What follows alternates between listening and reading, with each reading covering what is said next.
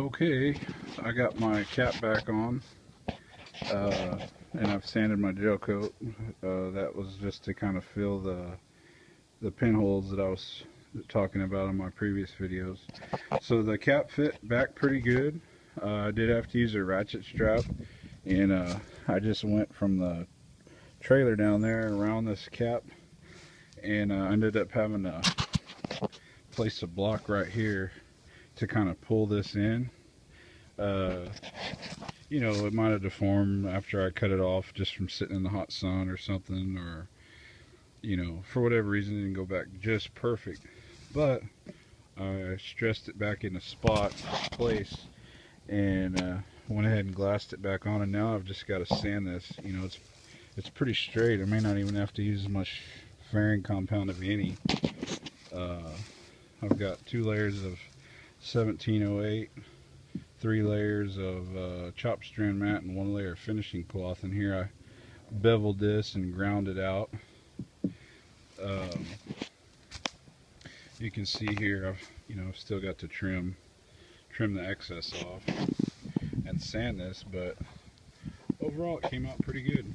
The cap's back on, and use stainless screws to put it back in. The remaining holes are for the bump rail, but so that part's done. And you know, I've kind of pulled my control cables and everything through it to make it easier to work with. So there's kind of laying in there, but there's a new transom. And I've started marking where I'm going to cut. I'm going to wind up cutting this rod box out. Look at all that just jumbled. That's so much wasted space. I mean, I don't even know what that purpose is of that thing over there. That's just retarded.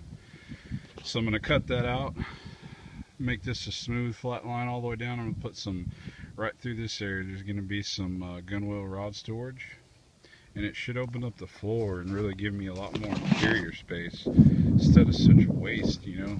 I mean, I understand the cap and liner situation, but man, it's just so wasteful.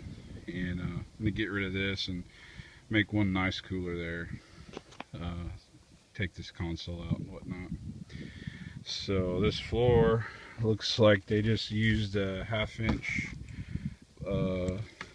plywood with maybe a couple layers of chop strand, or 1 on each side. Wasn't much to it.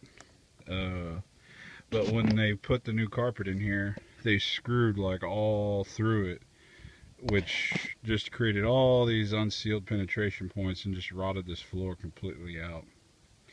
So the stringers were still good underneath it. Luckily they didn't screw into them, so that's the good thing.